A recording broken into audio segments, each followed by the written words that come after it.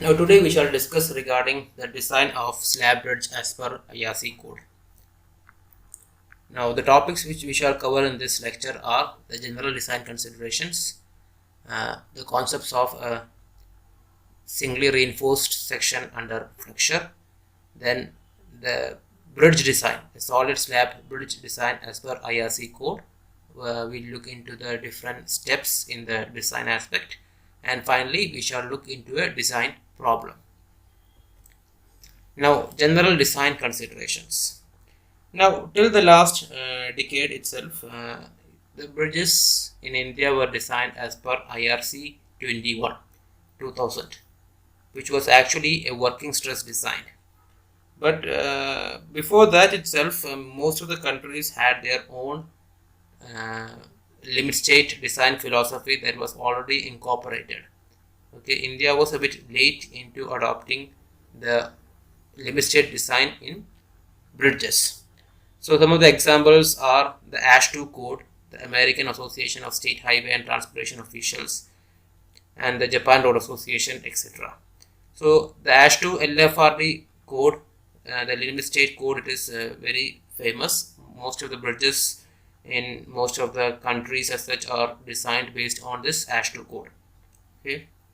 Now in India, with the introduction of the IRC 112 code in 2011, okay, which is actually based on the limit state design philosophy, then the use of IRC 21 2000 has now become obsolete. Means there is no more working stress method. However, the working stress method has been reproduced in IRC 11 2000 as an annexure. Okay, you can see it is annexure A4 in the IRC 112 code, just to verify whether the design as per the limit state design is right or not. Just for that purpose, we can use the working stress method given in the annexure. So in our discussions, what we shall be referring only to the minimum relevant clauses that are required for the structural design of the bridges. So if you want to go for a more detailed discussion, okay, refer to the IRC 112 2011 code. It is a very big comprehensive code. Okay, covers almost all of the aspects related to structural design. I'll go into each one of the different design considerations that we shall be requiring for our design. Now we shall look into the stress strain relationships in concrete. So here is a table that I had given as per the 112 2011. Okay, it gives the corresponding different strength classes. Okay, M15, M20, M35, etc., and the corresponding characteristic values. Okay, so first is FCK, which is a characteristic strength.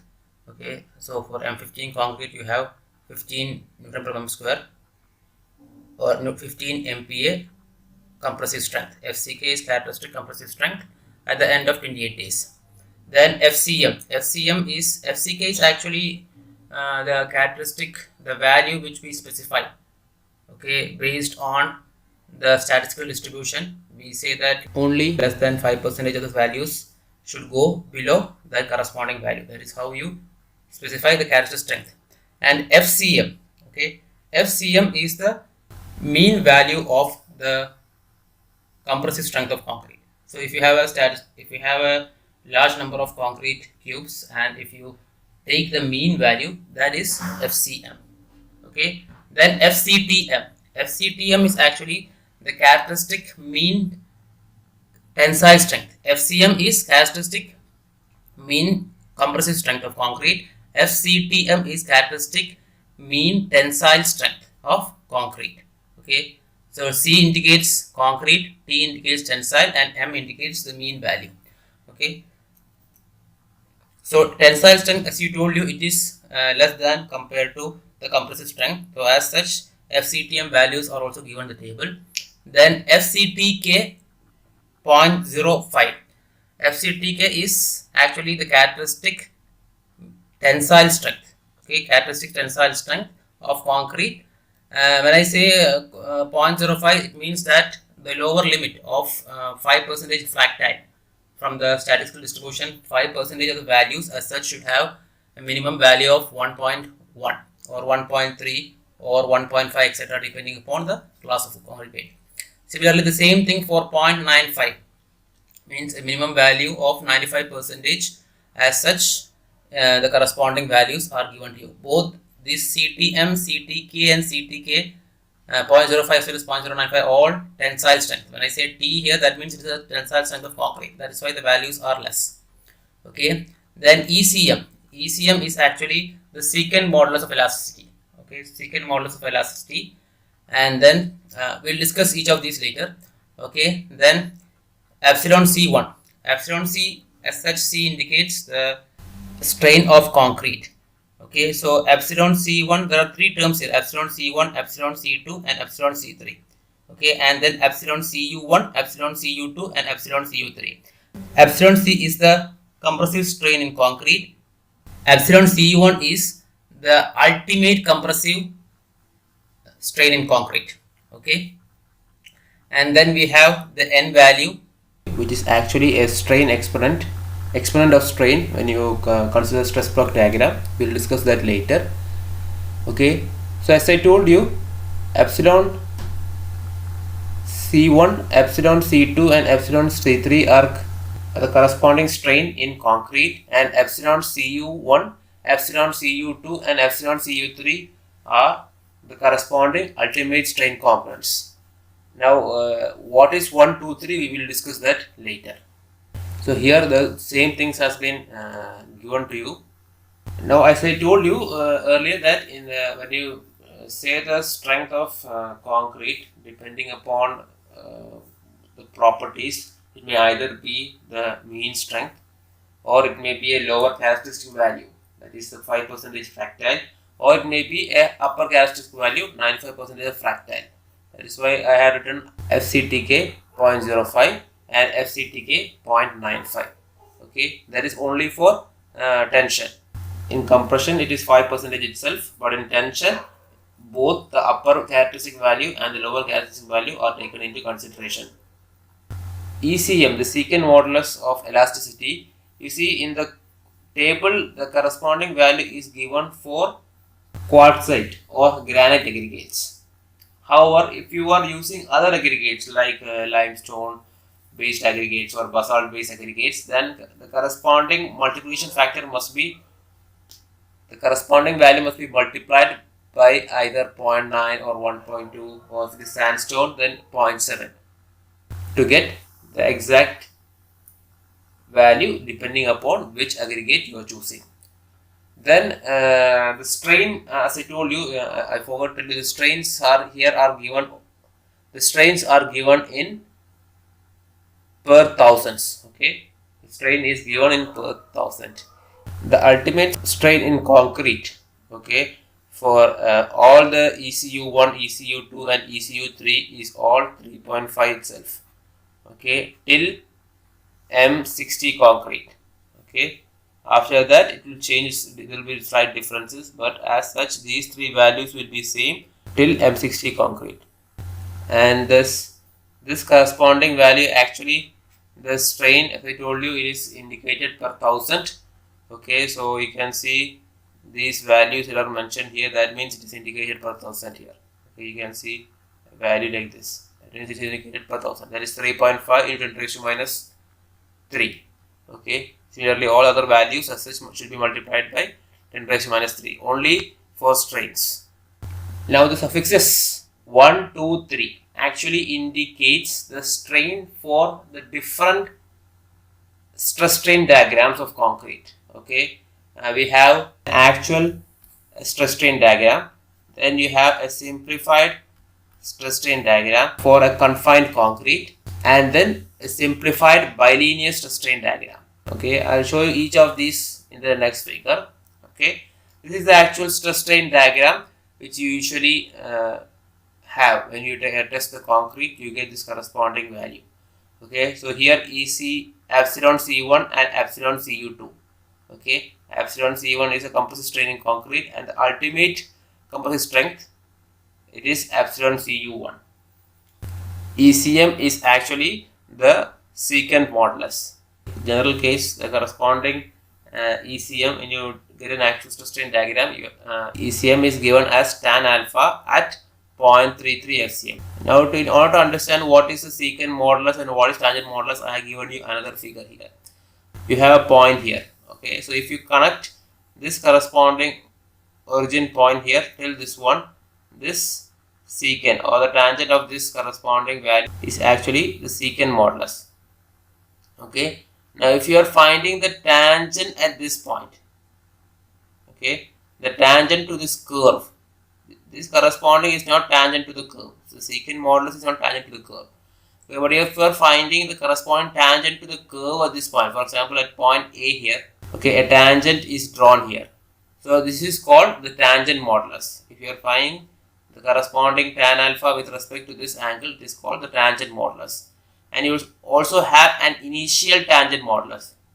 Okay, if you are finding the tangent at the starting point itself, then we call it initial tangent modulus. So as such, there are three modulus: initial tangent modulus of elasticity, secant modulus of elasticity, as well as tangent modulus of elasticity. Okay, in most codes, you can find these three values.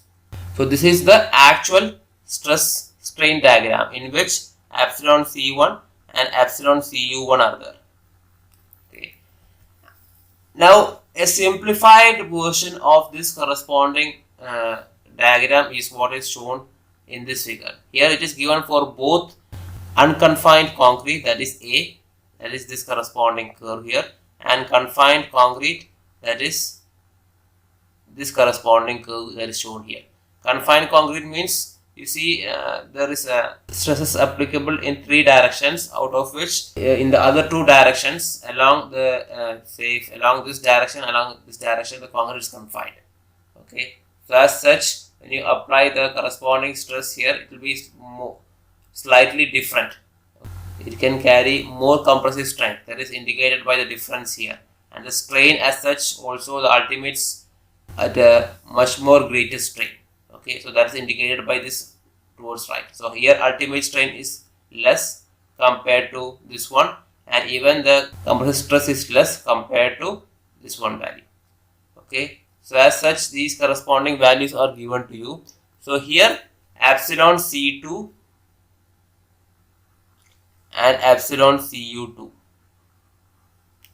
Okay, this is in the case of a confined concrete. Okay, the case of confined concrete. Okay, now sometimes what happens is that this corresponding stress diagram, in some of the codes, this corresponding stress diagram is simplified into a bilinear stress strain diagram. That means you have two lines. Okay, so this is one line, this is one line, and this is the second line. Okay, so that corresponding strain, compressive strain of concrete, and the ultimate compressive strain of concrete is epsilon C3 and epsilon Cu3. Okay, now here this two lines, the bilinear line is actually after dividing by the partial safety factor 1.5, so as such you will get this one. Actually the curve is this one. You can see here FCK is written here at the top, FCK. Okay, and then this one is FCD. FCD is actually the design strength of concrete. Okay, the FC means concrete, D means for design. Okay, FCK means it is concrete characteristic strength, FCK. Okay, here also the two curves are given. Okay, one is the actual curve here, and the other is FCD after dividing by the partial safety factor. Okay, so the stress strain diagram as such, there are three of them. One is the actual stress strain diagram. Okay, and then you have the simplified stress strain diagram for confined concrete, and then simplified bilinear stress strain diagram. So these three different stress strain diagrams are there. Okay, some codes use this corresponding curve bilinear, some codes use this. We shall be concentrating on only these two type curves. Okay, both these simplified one for confined as well as unconfined concrete. We shall be using our code predominantly takes this corresponding curve. Okay, for stress strain relationship. So the ultimate design stress, FCD, as I told you, it is FCK divided by gamma n, and there is also an alpha that is multiplied here. Okay, so FCK is actually the characteristic strength, gamma m is a partial safety factor. So the partial safety factor as such it also varies. Okay, it may be 1.5 for the basic and seasonal combination, or 1.2 for accidental combination. In the last class we had discussed different load combinations. Okay, so in that load combinations you can see that there is basic combination, seismic combination, quasi combination, then combination for the serviceability factors, etc. So depending upon that we have to choose the partial safety factor. Okay, 1.5 for basic and seismic combination and 1.2 for accidental combination. If you look at the previous lecture regarding loads and load combinations, you can see the different load combinations. Okay, now here an alpha value is multiplied. Okay, alpha value is actually a coefficient to account for the long-term effects. Okay, that means as such you see the compressive strength of concrete and due to long-term effects may further be reduced. So in order to take that in account, an alpha has been multiplied. Okay, so the ultimate design stress, this is a design value, that is a FCD is given.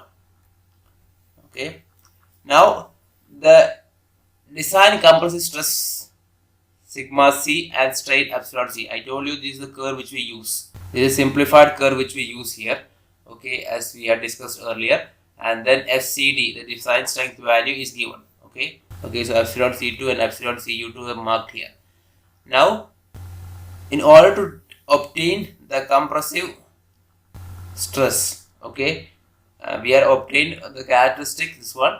In order to obtain the compressive strength, the design compressive strength, this corresponding equation is given to you. Okay, 1 minus epsilon C by epsilon C whole raised to n multiplied by FCD. Okay, this corresponding value is given in case epsilon C is between 0 and epsilon C2. It is between these two. Okay, the corresponding equation of this curve is what is given here. And second, if it will be FCD in case it is between epsilon C2 and epsilon Cu2. So that corresponding value is given to you. And n value as such I told you earlier, again I have given you, as I told you, less than 60. Less than 60 these values are constant. N value, epsilon C2 as well as epsilon Cu2, all these values are constant till m less than m60. Okay, m60 or less. But if the grade of concrete is greater than 60, and then there will be a difference, slight difference in the values. Okay, so that corresponding value is also given to you here. The same thing which you had shown in the earlier table is shown once again here. Now, this is regarding concrete which we have studied. Now regarding steel, okay, as I told you, in steel also the actual stress strain diagram of the different types of reinforcing steel. You have a number of types of reinforcing steel. Okay, whether it is mild steel bar or high tensile steel bar, or whether it is a pre-stressed steel bar, whatever it is. Okay, that is also simplified into two types. One is idealized bilinear and second one is simplified bilinear. I'll show you both of these. Okay, and then in all the cases the modulus of elasticity is taken as 200 gigapascal. Okay, so here you see these are the different types of steel. You have the corresponding curve for mild steel, then the hot rolled steel or the HYSD steel, as well as the cold rolled HYSD steel. So in all these corresponding cases, the stress strain diagrams are slightly different, but it has been idealized into two types. One is the idealized bilinear diagram. Okay, it goes like this straight, and then you have an inclined line like this. Okay, that is idealized one. Idealized one. The second is simplified bilinear diagram. That is, go here straight, okay, and then a straight line like this.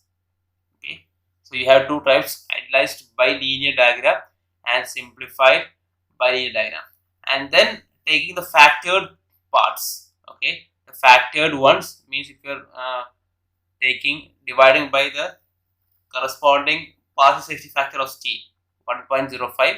In that case, you get this corresponding curve here, this corresponding straight line here, as well as this straight line here. That is also marked here, factored. Factored simplified design bilinear diagram and factored idealized design bilinear diagram. Both are bilinear, but one is idealized, the other one is termed idealized, the other is termed simplified.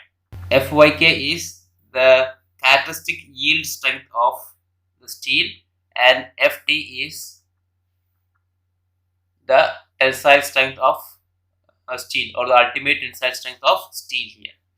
Okay, so FYK, as I told you, how do we get FYK? The yield characteristic yield strength. Okay, I told you, in case if you you look at the upper yield and lower yield in case of mild steel. Okay, in case of hot rolled steel also you have upper yield and lower yield. Okay, but in case of cold work steel there is no upper yield or lower yield, so as such you take it as means the corresponding value at 0.2 percentage strain. Okay, that will be taken as FYK. So depending upon that FYK, it has been given for the three different types of steel here.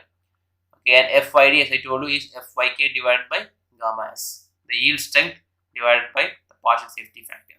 Okay, and here you can see epsilon UD, which is taken as 0.9 times epsilon UK. Epsilon UK is actually the strain at the maximum load. Okay, the tensile strain at the maximum load, and for design purposes we take 0.9 times epsilon UK. Now we usually take the factored simplified bilinear diagram in which it is a straight line. Okay, that is what usually our code prefers. So in that corresponding case, you see epsilon S is actually the modulus of elasticity of steel, which we take it as 2 × 10⁵ Newton/m square, the starting phases. Okay, this is the actual diagram which we take for design values. Okay, and FYD is actually, this corresponding is actually the design stress strain curve. Okay, so FYD is the design yield strength, FYK by gamma S, which we had also discussed in the previous slide. Okay, FYK is the characteristic yield strength of steel. Okay, in case of high strength steel, it may be taken as 0.2 percentage of the pro strength. Okay, the pro strength is actually the strength at 0.2 percentage of strain.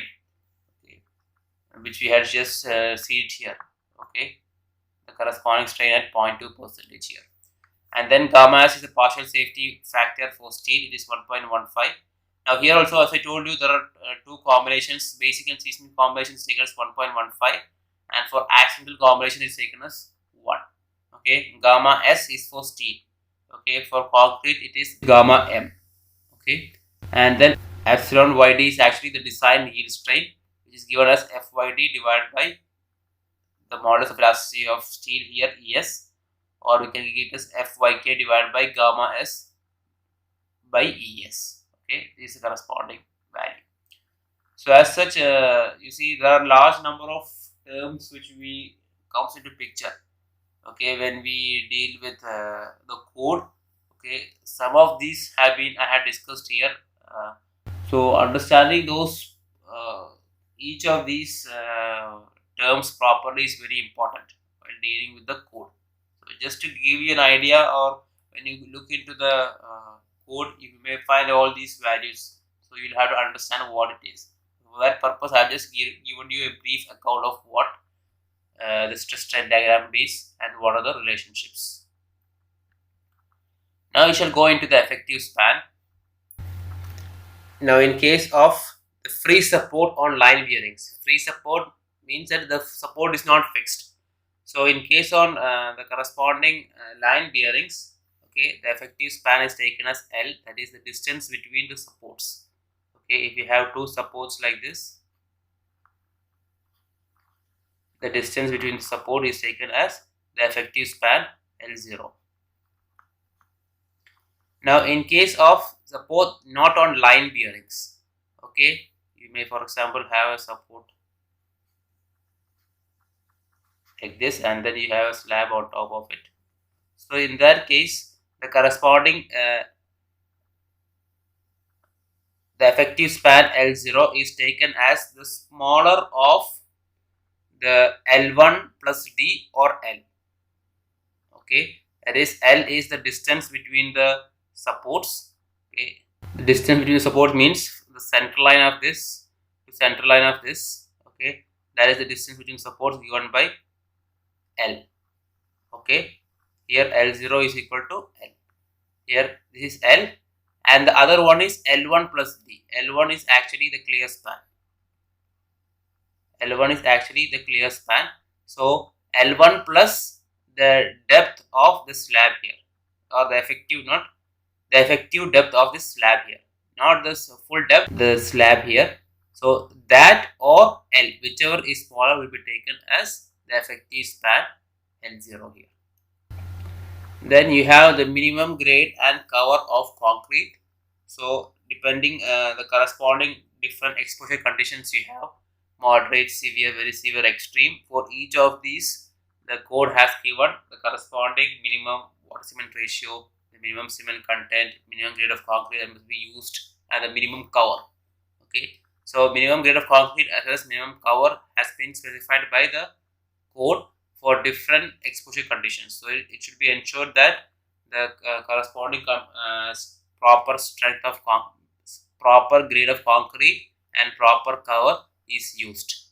Okay, and then there is a special provision for corresponding reduction in the cover by 5 mm in case of the precast elements, or if the design of service layer is less than 60 years. Okay, usually when we design for a particular service life. So if it is less than 60 years, we can reduce by only 5 mm. Okay, by 5 mm we can reduce it, the cover.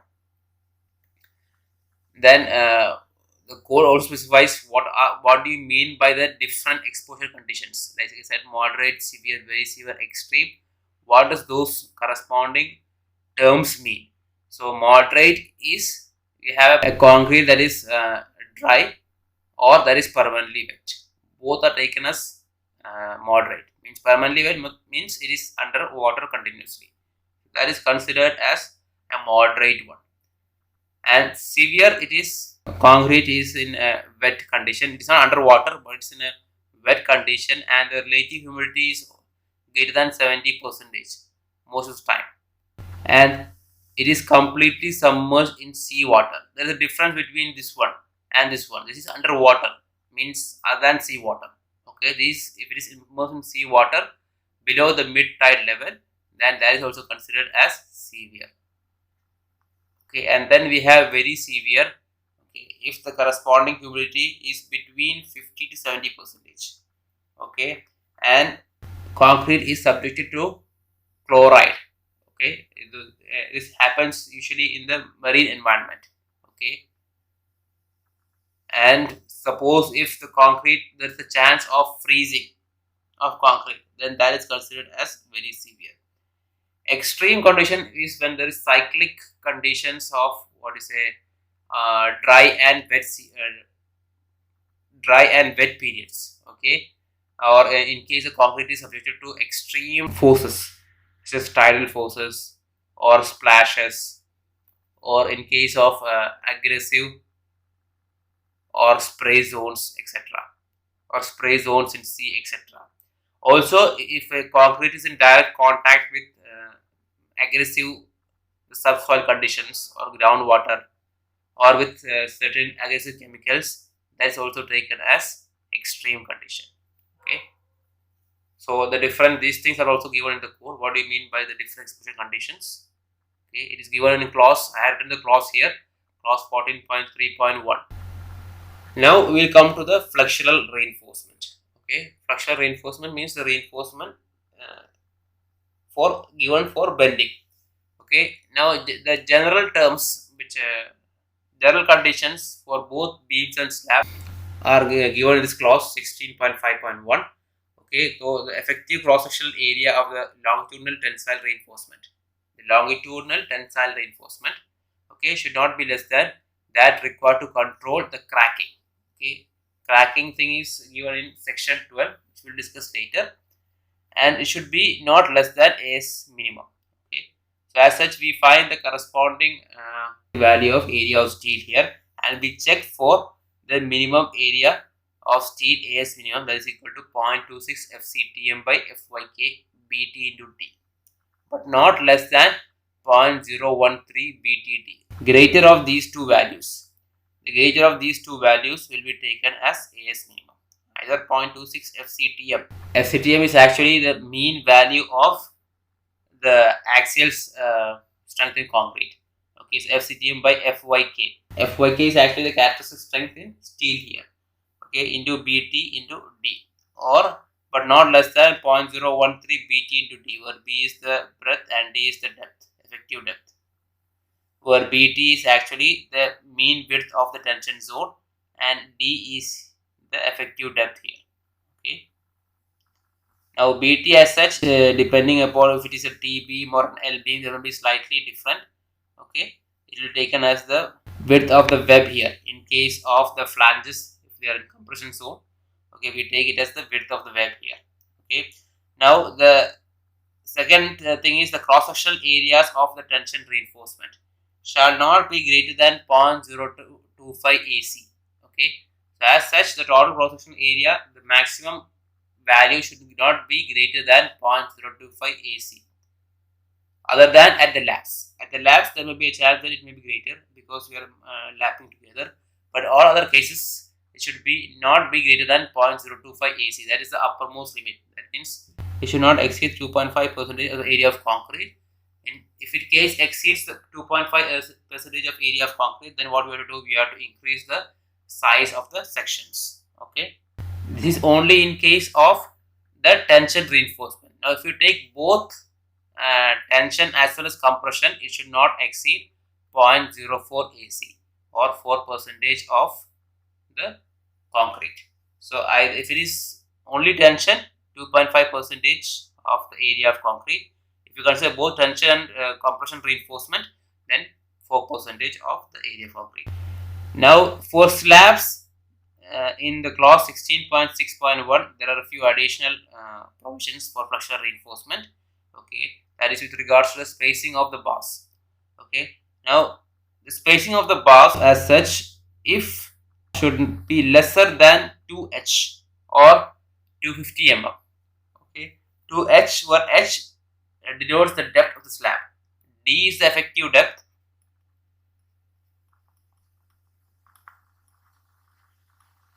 and H is the actual depth. Okay,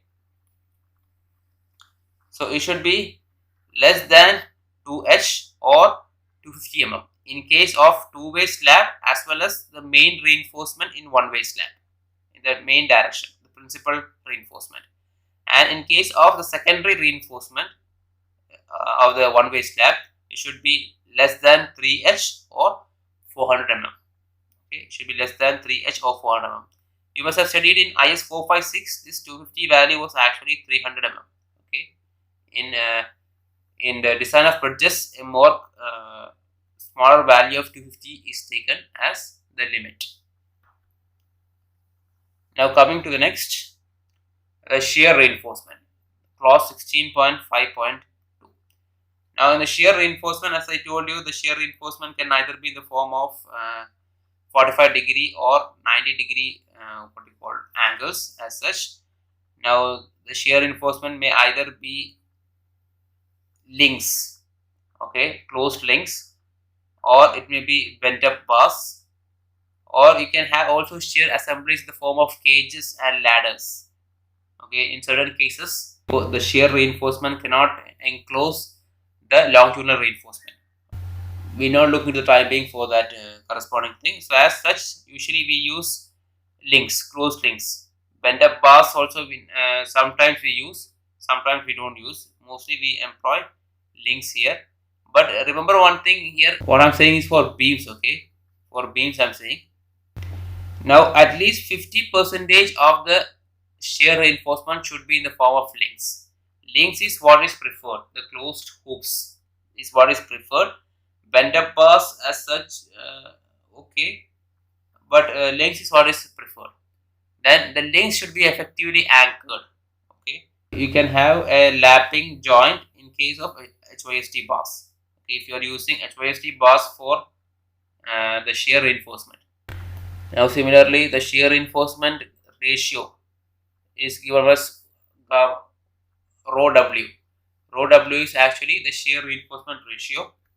It is given as ASW by SBW by sine alpha. Okay, so ASW is actually the area of shear reinforcement within the lengths. BW is the minimum breadth of the web. Okay, the minimum breadth means the width as such of the member, and alpha is the angle between the shear reinforcement and the longitudinal axis. Okay, usually it may be if you're using vertical stirrups. Okay, means closed vertical stirrups, then the value of alpha is 90, or you can say sine alpha is 1. So you have ASW by S into BW, where S is actually spacing of the shear reinforcement. Okay, you must have studied this corresponding equation, rho W.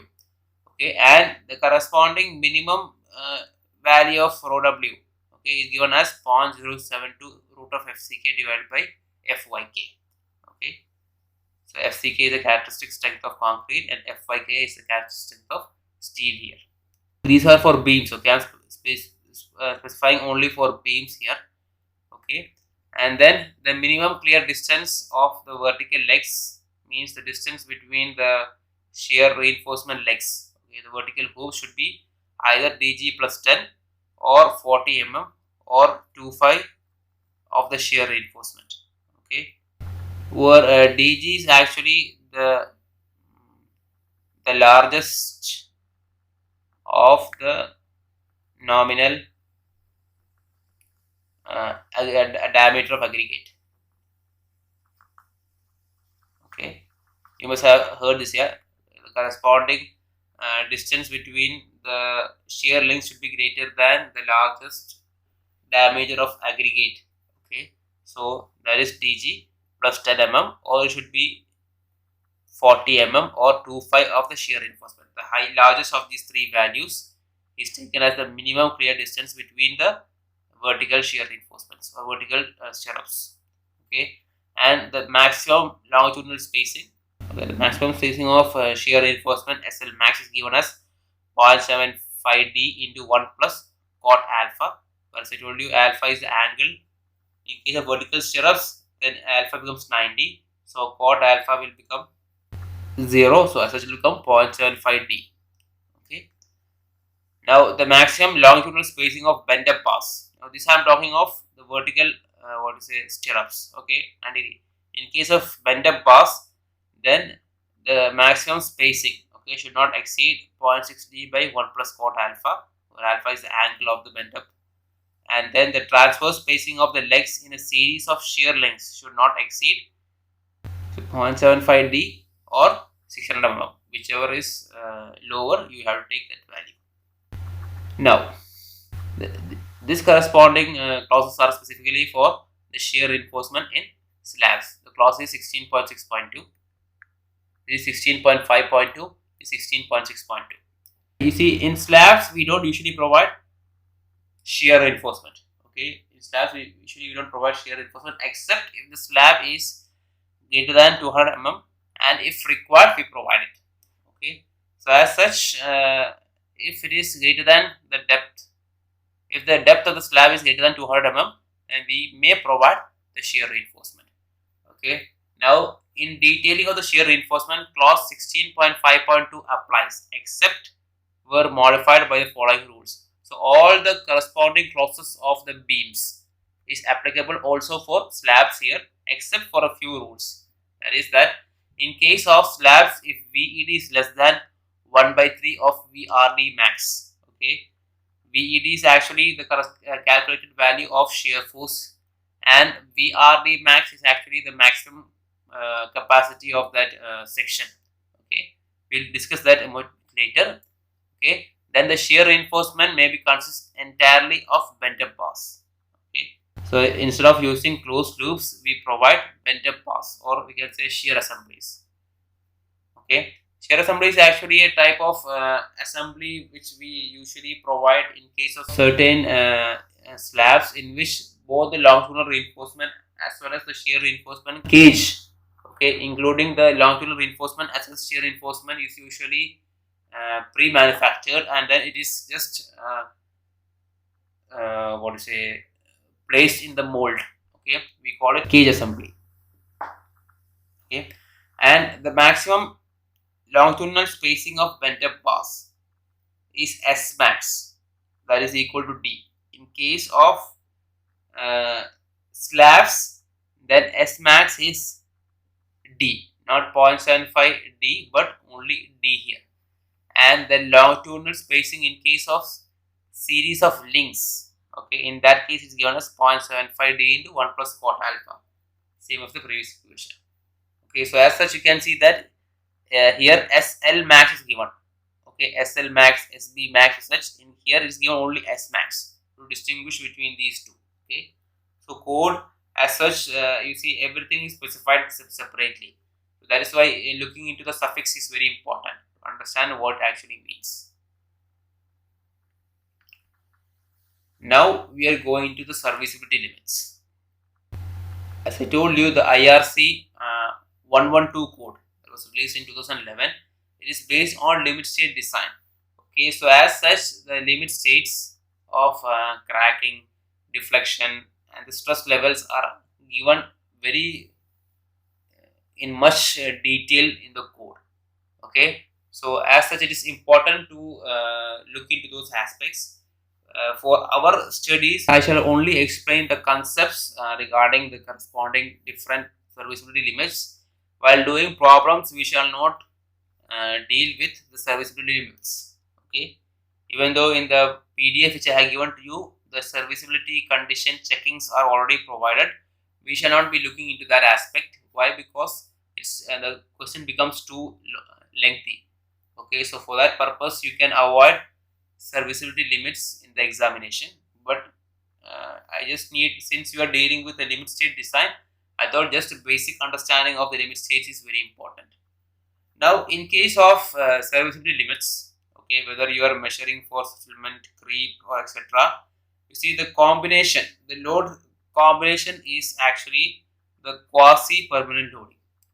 Okay, this I think we had the table B3 is already given in the last lecture. So it is actually given IRC 6. Okay, IRC 6, the table was given to you in the load and load combinations. So here, for that load, when you check for cracking or settlement or creep, etc., in that case we have to go for the quasi permanent loading. We don't consider the full ultimate design combination. We go for a quasi permanent loading. Means all the loads as such are not placed on the structure. Okay, for measurement of these three aspects, whether it is stress level, whether it is settlement, creep, etc. The stress level in concrete and steel should be actually based upon the location of the neutral axis. Okay, so we check whether where the neutral axis is, okay, based on the calculation, and then we find the stress level. Now the stress level should be checked for three different conditions. You have the initial stresses. Okay, so when you just apply the load, you have a stress level, and then the final stresses due to the creep. When the creep effects is taken into account, the stresses will change with time. Okay, and then the temperature stresses. These three are the stress that should be checked for. Okay. Generally in concrete, the initial stresses will be higher than the final stresses, whereas in the steel it is directly opposite. The final stress will be greater than its initial stress. But when creep comes into picture, the creep increases the stresses in tension. However, it will reduce the stresses in concrete. So first we shall look into the allowable compressive strength in concrete. This is as per the clause 12.2.1. Now the maximum compressive stress in concrete under the rare combination of loads is limited to 0.48 FCK. There is almost 50% of the FCK, in order to ensure that the cracks are within the permissible limits. Okay, this is for the rare combinations of loads. Okay, means rare combination means the extreme conditions. Now, in case of quasi-permanent loads, that is for serviceability conditions, then the corresponding compressive strength should be within 0.36 FCK. Okay, in case the corresponding compressive stress exceeds 0.36 FCK, then you have to consider the non-linear creep. Okay, I'm not going to much detail regarding that part. Okay, now in case of steel, you see the corresponding stress shall be limited to 0.8 FYK, or the characteristic stress. Okay, under the rare combination of loads. Okay, this to avoid the the corresponding steel to go to the inelastic range. So for that purpose, and to take into account for the creep in concrete, the maximum tensile stress in the steel is limited to 0.8 FYK. Okay. Now the next serviceability limit is crack width. The width of the crack in the tension zone of a RCC bridge depends upon the spacing of the bars, the mean strain in reinforcement, and the strain in concrete between the cracks. Okay, so the width of crack is given as WK equals SR max into epsilon SM minus epsilon CM, where SR max is the maximum spacing of the cracks, which we had studied earlier, and epsilon SM is the mean strain in reinforcement. Okay, and epsilon CM is the mean strain in concrete. Epsilon SM includes the effect of deformations, thermal and shrinkage effects, etc. All this comes into picture. Okay. Epsilon SM minus epsilon CM. How do we calculate that? That corresponding thing is also given in the code, clause 12.3.4. It is given as sigma SC minus KT into FCT effective by rho P effective into 1 minus alpha E rho P into rho P effective by ES, which is greater than or equal to 0.6 sigma SC by ES. Now here sigma SC is the stress in the tension reinforcement at the location of the crack section. Okay, and alpha E is actually the ratio of the modulus of elasticity of steel by the secant modulus of the concrete. Okay, ES by ECM. And rho P effective is actually AS by AC effective. Okay, AS is the area of steel and AC effective is the effective area of concrete in tension, that is surrounding the reinforcement. Now that is up to a depth of HC effective. Okay, means the effective area of concrete in tension. You see, concrete is in tension at the lowermost portion. Okay, so over an effective height, okay, that is HC effective is taken as 2.5 into H minus D, where H is the total depth, D is the effective depth. So 2.5 times H minus D, or H minus X by 3 or H by 2, where X is the depth of the neutral axis. So H minus X by 3 or H by 2. And here KT is actually a factor that is taken depending upon the duration of the load. So this corresponding equation, this is for obtaining the corresponding crack width, okay, at a particular time. Okay, so that corresponding time factor is given by KT here. So you see the corresponding values are given to you. What is HC effective in case of a beam, in case of slab, as well as in case of any other member in tension. Okay, what you see is a case in which the entire member is in tension. Here you can see, as per the strain diagram, you have top compression and bottom tension. There is a top compression, bottom tension, but here the entire member is in tension. Okay, that is what is indicated by this strain diagram. Okay, the maximum spacing of the crack, what I had find out is the crack width here. WK equals SR max ESM minus ECM.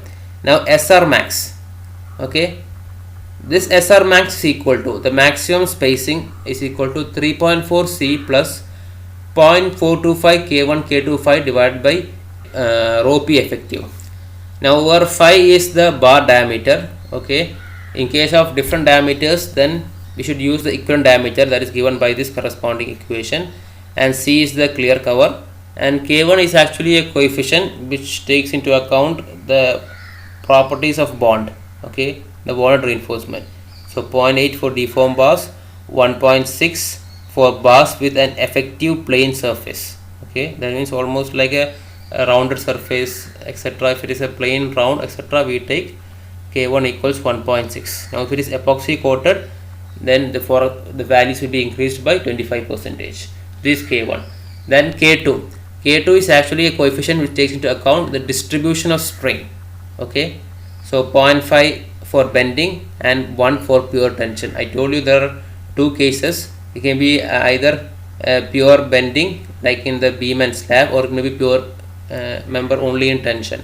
So depending upon that, we take either 0.5 or 1, okay. In case of eccentric tension, okay, or local areas, in that case what we use K2 equals epsilon 1 plus epsilon 2 divided by 2 epsilon 1, where epsilon 1 is a greater one and epsilon 2 is a smaller one, okay. So as such, this corresponding value will be used, okay. I'm just explaining the terms. What do you mean by this? In case these terms come in the PDF that I have given you, then you will have to just remember that in mind. That's all, okay. In order to limit the crack width, the code also specifies, okay, this code also specifies the maximum bar diameter and the bar spacing, both maximum bar diameter as well as the bar spacing, okay, for the different stresses that are possible to be occurring in steel, okay, and the corresponding crack width calculation, if you get it, depending upon that there is a maximum value of spacing required. I told you earlier that the corresponding crack width depends upon the bar spacing, which in turn depends upon the bar diameter. So as such, these corresponding values of values are provided in the code, okay, in order to ensure that the diameter of the bar is proper and the spacing of the bars are proper, okay. The next serviceability limit is deflection. Now there are two types of deflection. Now deflection can be considered as two parts. The first part is the instantaneous or short-term deflection. That means when the corresponding load is applied, the initial deflection that occurs due to that load application. And then there is something called a long-term deflection that takes into account the effects of shrinkage and creep.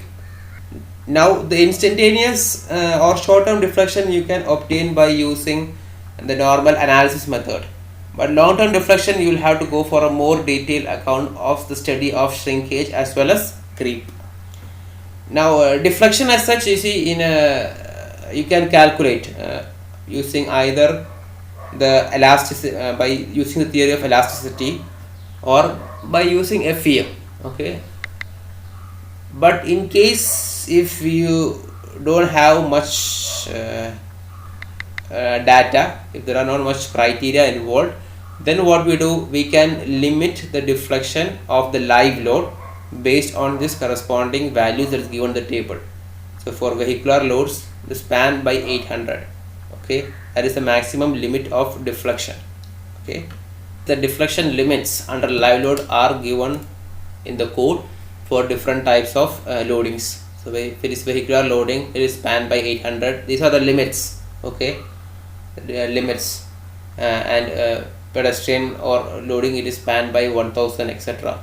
So depending upon this corresponding value, you may have to increase the cross section of the member in order to ensure that the corresponding deflections are within the limits.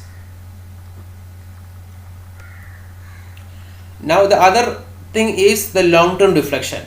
Now long-term deflection has two parts. One is due to the creep, okay, the other is due to the shrinkage. Now if you are to measure the corresponding deformation due to creep, I told you that when you take creep into effect, you see the modulus of elasticity gets changed.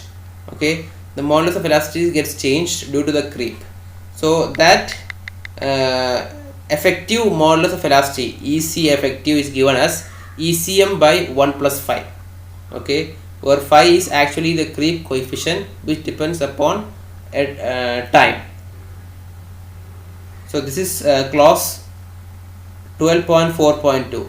now phi, the creep coefficient, is given in the clause 6.4.2.7 here. Okay, it is given as epsilon cc by epsilon ci, where cc is the creep strain at time t greater than t0. Okay, and epsilon ci is the initial strain at loading.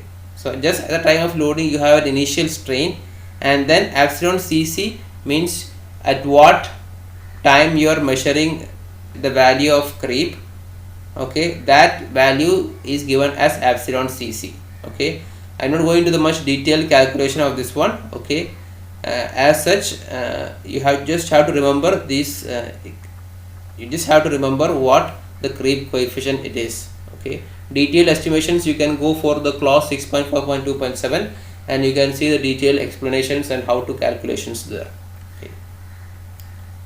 Now the other part, the deflection, as I told you, the long term deflection, one is creep and the other is due to shrinkage. The deflection due to shrinkage can be given by the equation, okay, alpha cs equals k into 1 minus rcs into L square, where k is actually a constant that depends upon the support conditions. Okay, so depending upon whether it is a cantilever or simply supported or continuous, depending upon that you have these corresponding values, and 1 by rcs is the curvature due to shrinkage. Okay, the curvature that is caused due to shrinkage. Now that corresponding curvature is given in clause 12.4.2. okay, it is given as epsilon cs alpha e into s by I. Okay, where epsilon cs is called the free shrinkage strain, which is taken as the sum of the drying shrinkage strain, okay, and epsilon ca, the autogenous shrinkage strain. Okay, we'll discuss this later. And then alpha is the effective modular ratio, that is ES by EC effective. You see, earlier we had studied ES by ECM, which was also alpha E, but that was in case of the measuring of the crack width. Okay, this is here, it is also alpha E, the effective modular ratio, but that here it is ES by EC effective. Okay, and S is the first moment of area. Okay, the first moment of area of the reinforcement about the centroid of the section, and I is the second moment of inertia. Okay, and epsilon CD, as I told you, is the drying shrinkage strain as well as the autogenous shrinkage strain. Okay, now autogenous shrinkage strain is actually developed during the hardening of concrete in the early days after the casting. Okay, and it actually, the value depends upon the strength of concrete. Okay, that corresponding value is given as epsilon ca equals beta as into ECA. Okay, where beta as is given as 1 by 1 minus e raised to the power minus 0.2 into root t, means BAS is actually a function of time here. Okay, and epsilon cs, okay, is taken depending upon the strength of concrete. In the absence of proper lab data, okay, we can take epsilon cs as the corresponding values. Okay, for M30 concrete, epsilon cs is 35 into 10 raised to minus 6, means ECA into 10 raised to 6 is its value.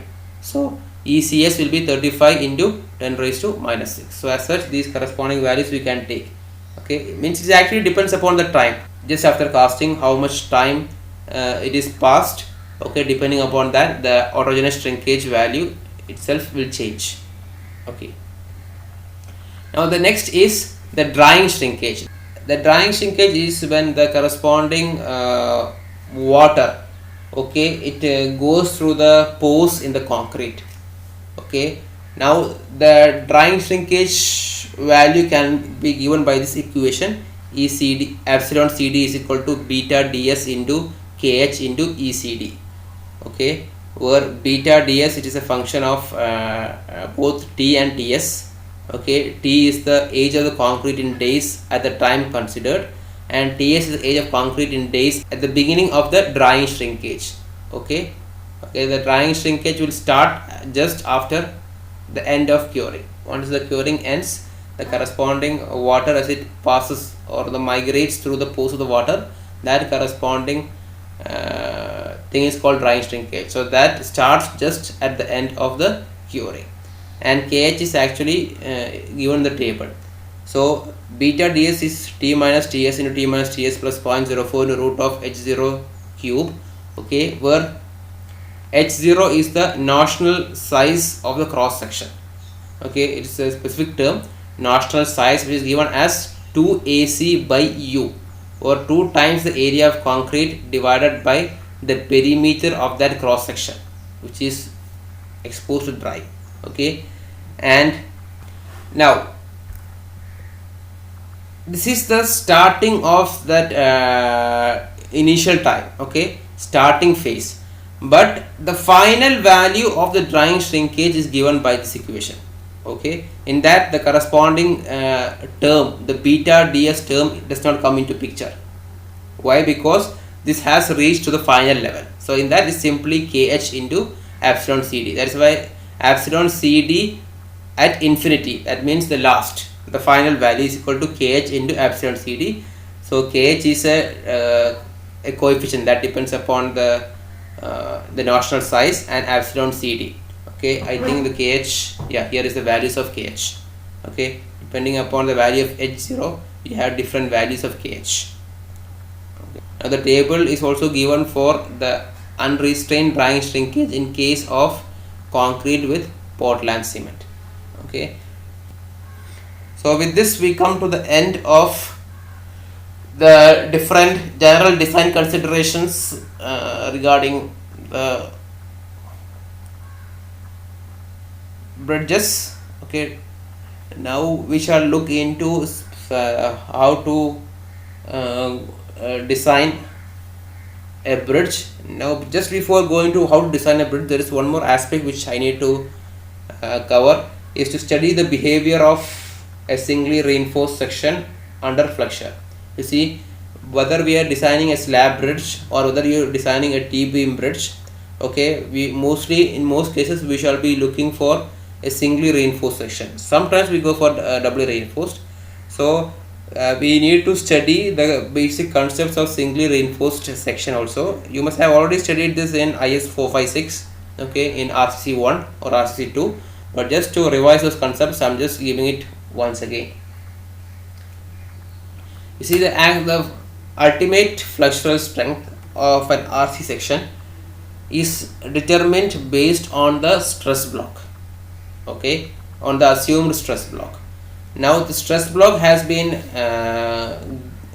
idealized. Usually it is an idealized value of stress block that is derived based on certain assumptions. You must have already studied those assumptions, that plate sections remains plain even after bending, and the maximum strain in concrete at the outermost fiber. Okay, I told you earlier that the outermost fiber will have a value of 0.0035, whether it is epsilon c1, epsilon c2 or epsilon c3, whatever stress strain diagram you take. Okay, whether it is actual stress strain diagram or simplified stress strain diagram, or whether it is a bilinear stress strain diagram for concrete, in all these cases the value of the maximum strain, okay, in concrete is taken as 0.0035. okay, and there is you see, the stress block is actually a rectangular parabola. Okay, as per the Indian code, it is a rectangular parabola. In some codes it is actually pure rectangular, but in Indian code it is a rectangular parabola. And here in our code it is assumed that the concrete does not carry any tension, so as such the tensile strength of concrete is completely ignored. Okay, and the maximum strain in tension reinforcement in the section shall not be less than that is computed by the relation as per the code. Okay, so these are some of the basic assumptions which you must have already studied in IS 456. Okay, and this is the corresponding stress strain diagram. Okay, you have the section here in which the reinforcement is here. Okay, the area of steel AS is given to you, the total area of steel of these three, or how many bars it is there. All these corresponding bars will have a combined area of AS. Okay, and E is the effective cover. Okay, E is the effective cover, D is the effective depth, B is the width, and X is the depth of the neutral axis. So depending upon the depth of the neutral axis, you will have a strain diagram like this. Plane section remains plane, so as such this will be a straight line like this. Okay, epsilon S is the maximum compressive strain in steel, and epsilon Cu2 is the maximum compressive strain in concrete. So depending upon that, I had drawn the stress diagram. So the stress diagram is actually a rectangular parabola, okay, with a maximum value of stress of concrete FCD at the top, and the design value of design stress in steel Fs at the bottom. So, and we assume the corresponding compressive force of this corresponding block to act at a distance of beta 2 into x, okay, from the top, and where z is considered as the lever arm. Okay, that is total d minus beta 2 into x. Okay, everything is given to you here, whatever the values are. T is the you have here the value of T. T is actually the tension in the reinforcement bars, and the values of beta 1 and beta 2. Now for all grades of concrete less than M60, beta 1 is 0.80952 and beta 2 is 0.415. Okay, 0.415 you must have studied earlier.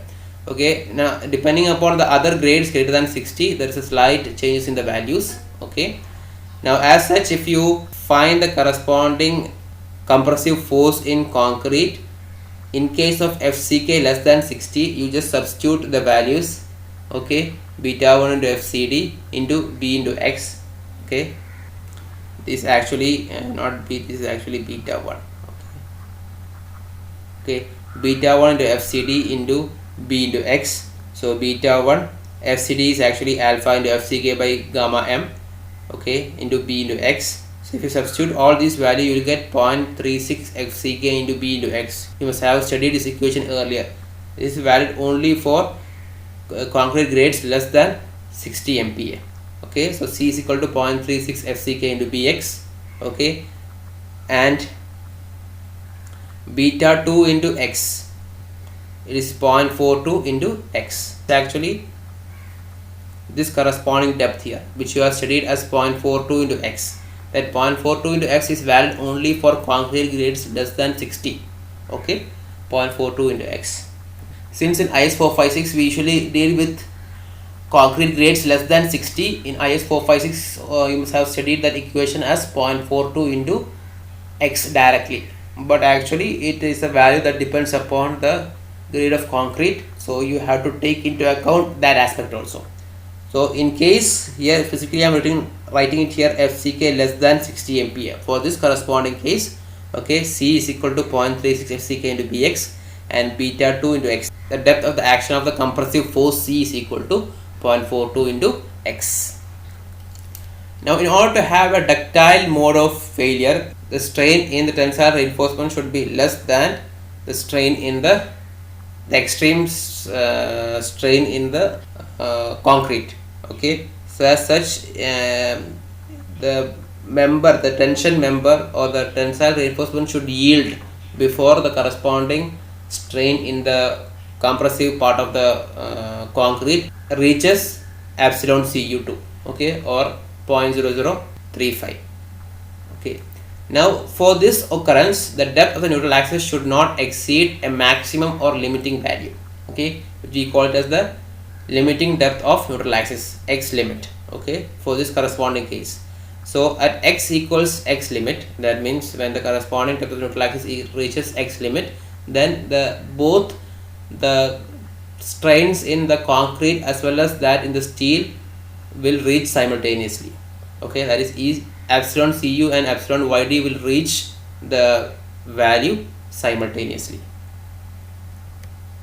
So at limiting depth, at the limiting depth x limit here, okay, in that case we can write here epsilon Cu2 by x limit is equal to epsilon Cu2 plus epsilon Yd divided by d. Okay, simply it is a look into this strain diagram here. So this strain divided by x limit is equal to sum of these two divided by the total d. Okay, it is simply a similar triangle. That is how we get this relation, and from this we get the x limit, that is epsilon Cu2 divided by epsilon Cu2 plus epsilon Yd into whole d. Okay, now in case of x is less than x limit, epsilon s is greater than epsilon Yd and fs is equal to Fyd. Means the stress in steel will reaches the yield value, but the strain must not have reached the maximum value. Okay, strain value is much more greater, okay, compared to epsilon Yd. And depending upon that we have the moment of resistance. Okay, the moment of resistance Mr, you can give us C into Z or T into Z. Depending upon that you have studied this equation. Okay, this equation you must have studied it, and finally you have to know the limiting moment of resistance Mr limit corresponding to x limit. Okay, that corresponding equation is also given. You substitute value of beta 2. Okay, so this will become 0.42 into x limit. Okay, so you also studied this equation. Okay, here 0.36 into fck into b into x into d minus 0.42 into x. Okay, and here 0.36 into fcd into b into x limit into d minus 0.42 into x limit. This equation you must have studied earlier. So this is how you get the corresponding values. So with this we had come to the basic concepts regarding the design. Okay, now we will go to the various steps of how to design a solid slab bridge design.